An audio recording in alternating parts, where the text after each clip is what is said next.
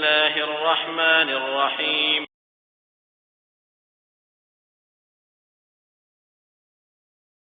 அலி ரலியல்லாஹு தஆலா அதான் சொல்லுவாங்க, நான் இடைக்குறிப்பாக சொல்லுவேன்.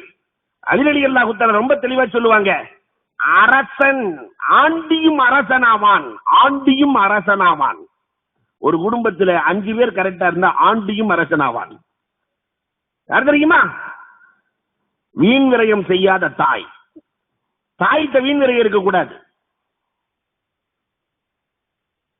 கண்டிப்புள்ள தகப்பன், பொறுப்புள்ள தகப்பன் அந்த வீட்டுக்குள்ளே இருந்தால், சதி செய்யா சகோதரன், சதி செய்யா சகோதரன் வீட்டுக்குள்ளே இருந்தால், கற்பொழுக்கம் உள்ள மனைவி வீட்டுக்குள்ளே இருந்தால், பெற்றோரின் நலன் பேணுகிற பிள்ளை வீட்டுக்குள்ளே இருந்தால், இந்த 5 பேர் இருந்தாங்கன்னாக்கா ஆண்டி கூட அரசனாகி விடுவான். எழுதி வச்சுக்கலாம். அலி ரலியல்லாஹு தஆலாவினுடைய கருத்துக்கள் அத்தனையும் எழுதி ஒட்டி வைக்கலாம், தவறே கிடையாது. முத்துக்களால் பதிக்கப்பட வேண்டிய விஷயம். திருப்பி ரிவேஸ் அடிக்கிறாங்க. அரசனும் ஆண்டியாவான். எப்ப தெரியுமா? அரசனும் ஆண்டியாவான். வீட்டுக்குள்ளே வீண் விரயம் செய்கிற தாய், பொறுப்பற்ற தகப்பன், இதெல்லாம் இருக்குதான்னு நீங்க கொஞ்சம் யோசிச்சு பாருங்களேன். வீண் விரயம் செய்கிற தாய், பொறுப்பற்ற தகப்பன், சதி செய்யும் சகோதரன். சகோதரனே இவன் அவனுக்கு நல்லா இருக்க கூடாது, அண்ணன் தம்பி நல்லா இருக்க கூடாதுன்னு நினைச்சிட்டு இருப்பான். இவன் அவனுக்கு எடுக்க 6 அடி நிலத்துக்கு சண்டை போட்டுட்டு இருப்பான். டேய், இந்த இடம் எனக்கு தாண்டா சொந்தம், இது எனக்கு தாண்டா சொந்தம். கடைசியில் அந்த இடம் சொல்லிச்சான், மூதேவி நீங்க 2 பேரும் எனக்கு தாண்டா சொந்தம், ஏன்டா இப்படி அடிச்சுட்டு சாகுறீங்க. சதி செய்யும் சகோதரன், கற்பொழுக்கம் இல்லா மனைவி, பெற்றோரின் நலன் பேணா பிள்ளைகள், பெற்றோரின் நலனில் அக்கறை இல்லா பிள்ளைகள். இந்த 5 பேர் இருந்தா அரசனும் ஆண்டியாவான். இன்னைக்கு இருக்கிற நம்முடைய வீட்டின் சூழல் எப்படி இருக்கிறது கொஞ்சம் கொண்டு வாருங்க. அன்பிற்குரியவர்களே, இந்த தொலைக்காட்சி இந்த பிள்ளைகளை எப்படி மாற்றி இருக்கிறது, தாய்மார்களை எப்படி மாற்றி இருக்கிறது, ஆடம்பரத்தின் உச்சத்திற்கு கொண்டு போய் தாய்மார்களை விட்டு இருக்கிறது. நாம பார்த்த காலங்க, நாம பார்த்த காலம் 30 வருஷத்துக்கு முன்னாடி வீட்டுல பார்த்தா 4 சேலை தான் இருக்கும். அடுத்த ரம்ஜானுக்கு தான் வாங்கி கொடுப்பாரு ஹாஜியாரு. 4 சேலை 5 சேலை. இன்னைக்கு எங்க திறந்தாலும் பீரோல திறந்தா அல்லாஹ் அக்பர் 200 சீலை. கடைசியில பார்த்தா அந்த 200 சீலையும் என்னடான்னு பார்த்தா இந்த ஹாஜியாருடைய வேட்டி தான் தாங்கி பிடிச்சிருக்கும். இந்த ஆம்பளையே அதே 4 வேட்டியில தான் இருக்கிறான் இன்னைக்கு வரைக்கும். இஸ்லாம் தலைவிரித்தாடுகிறது இல்லையா? அன்புக்குரியவர்களை யோசிக்க வேண்டும். இந்த தொலைக்காட்சியின் தாக்கம் எந்த அளவிற்கு வீரியத்தை ஏற்படுத்தி இருக்கிறது தெரியுமா? நம்முடைய முன்னோர்கள் மகரிபுக்கு பிறகு சோறு ஊட்டுவாங்க, நிலாச்சோறு ஊட்டுவாங்க. அப்ப ஹதீசுகளை சொல்லி ஊட்டுவாங்க. ஹஜ்ரத் பாடின மாதிரி ஹதீசுகளை சொல்லி ஊட்டுவாங்க. அதுக்கு பின்னாடி நிலா நிலா ஓடிவான், இல்லாமல் ஓடிவான்னா பாட்டெல்லாம் சொல்லி ஊட்டுவாங்க, வாக்கியாவை ஓடி ஊட்டுவாங்க. இன்னைக்கு நிலாச்சோறு நீலாம்பரியுடன் ஏதாவது ஒரு நாடகத்தை பார்த்துக்கிட்டே இந்த அம்மா மூக்குல திணிக்குது, வாயில திணிக்கிறதுக்கு பாரமா. அதுலயும் இந்த பெருசுக கூட 80 வயசு பெருசு கூட தஸ்பீக பார்த்துக்கிட்டு, தஸ்பீக கையில வச்சுக்கிட்டு, மெஹராப் எதுன்னு சொன்னா டிவி தான் அதுக்கு திருப்பி உட்காந்துக்கிட்டு சுப்ஹானல்லாஹ் சுப்ஹானல்லாஹ் இப்படி அடிக்கிறாளே, அல்ஹம்துலில்லாஹ் அல்ஹம்துலில்லாஹ், வீணா போயிட்டாலே. இந்த தஸ்பீஹ்ல என்ன அர்த்தம் இருக்கு? இந்த தஸ்பீஹுக்கு ஏதாவது வேல்யூ இருக்கிறதா? எதுவுமே இல்லை. இதையும் கடந்து ஒரு விஷயத்தை நான் நினைவூட்டுகிறேன். இந்த தொலைக்காட்சி வந்ததற்கு பிறகு நம் வீட்டில ஏற்பட்டு இருக்கிற நிகழ்வுகள் என்ன தெரியுமா?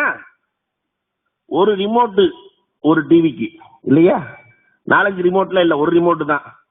மகரிபுக்கு பின்னாடி இவர் போவாரு, ஏதாவது முக்கிய செய்திகள் பார்க்கலான்னு இவர் போனாருன்னா இந்த அம்மா பக்கத்திலே வந்து நின்றுக்கிட்டு, ஆமா இவர் பெரிய கலெக்டரா போறாரு, இவர் பெரிய இன்ஜினியர் அதாக போறாரு இதாக போறாரு அப்படின்னு பக்கத்திலே நின்று பேசணும்னு, எதுக்குடா வம்பு வேணாம்டான்னு சொல்லிட்டு அந்த ரிமோட்டை தூக்கி பொண்டாட்டி கையில கொடுத்துட்டு போயிடுவாரு.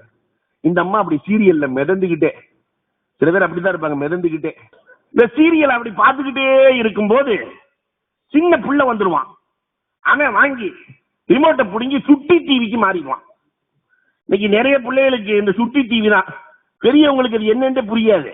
இவன் வாங்கிட்டு அந்த படத்தை பார்த்துக்கிட்டு இருப்பான். இந்த அம்மா முகமெல்லாம் சுருங்கி போயிருது. இந்த நேரத்துல அவன்கிட்ட ஒன்றும் சொல்ல முடியாது.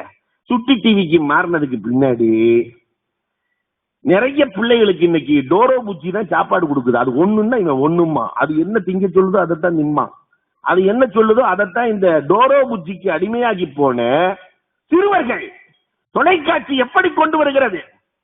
இவன் அந்த டோரோ பூச்சி பார்த்துக்கிட்டு இருக்கும் போது 10வது 12வது படிக்கிற பையன் வந்து புடனில தட்டி, என்னடா பார்த்துக்கிட்டு இருக்கிற, 2020 படுறான், அந்த கிரிக்கெட்டை போடுறான். கிரிக்கெட்டை போட்டா தம்பியின் உள்ளம் சொல்லுகிறது, இங்குதான் விதைக்கப்படுகிறது. அண்ணன் ஹேபிட் வேறு, நம்ம ஹேபிட் வேறு. அண்ணனுடைய உணர்வுகள் வேறு, நம்முடைய உணர்வு வேறு. அண்ணனுக்கு நமக்கு ஒத்து வராது. எங்கிருந்து விதைக்கப்படுகிறது? தம்பி உடையான் படைக்கு அஞ்சான் என்ற நிலை மாறி அண்ணன் வேறு, நாம் வேறு, நமக்குள்ள ஒத்தே வராது என்ற ஆழமான வேர் அங்கே விதைக்கப்படுகிறது இல்லையா? அண்ணன் 2020 பார்த்துக்கிட்டு இருக்கும் போது 65-70 வயசுல இருக்கிற பெரிய மனுஷன் உட்காந்து கட்டல்ல உட்காந்து, என்னத்தா இத போய் பார்த்துக்கிட்டு இருக்கிற, ஒரு டிஸ்கவரிய போட்டேன்னா எப்படி மலையில ஏறான், எப்படி கடல்ல இறங்குறான், நீ கபர்ல இறங்க போற, இன்னைக்கா நாளைக்கான்னு தெரியல, எப்ப இறங்க டிஸ்கவரி. இப்ப பிறந்ததிலிருந்து இறக்க போகிற கிழவர் வரை அத்துணை பேர்களையும் தொலைக்காட்சி தன் கட்டுப்பாட்டில் வைத்திருக்கிறதா இல்லையா? ஓதுகிற கலாச்சாரம், யாசின், வாக்கியா எல்லாம் போனது. ஈமானை சாப்பிடுகிற முதல் கலாச்சார சீர்வினை ஏற்படுத்துகிற முதல் எதிரி யார் என்றால் இன்றைக்கு தொலைக்காட்சி. மாற்று மத சகோதரர்கள் எண்ணிக்கையில் ரொம்ப குறைவாக இருக்கிற சகோதரர்கள் தங்களுடைய வீடுகளில் இருந்து தொலைக்காட்சியை அகற்றிவிட்டார்கள். ஆனா நம்ம இஸ்லாமிய சகோதரர்கள் எல்சிடி 10 எல்இடி 55 இன்ச்சில கொண்டு வந்து ஃபுல்லா நிறுத்தி இருக்கிறாங்க. வெளிநாட்டுல வாங்கினா தான் நல்லா தெரியும் சொல்லிட்டு அங்கிருந்து கொண்டு வந்து எல்லோரும் அகற்றிக் கொண்டிருக்கிற போது கலாச்சார சீரழிவை ஏற்படுத்துகிற தொலைக்காட்சி நம் வீடுகளை அலங்கரிக்கிறது. அன்புக்குரியவர்களே, அதுக்கு 10வது 12வது பரீட்சை வந்துருச்சு. தயவு செய்து அந்த சாக்கிலை தூக்கி எறிகிற அந்த தொலைக்காட்சியை மீண்டும் தொடாமல் அல்லாஹ் ரப்பல் ஆலமீன் பாதுகாத்தருள்வானாக.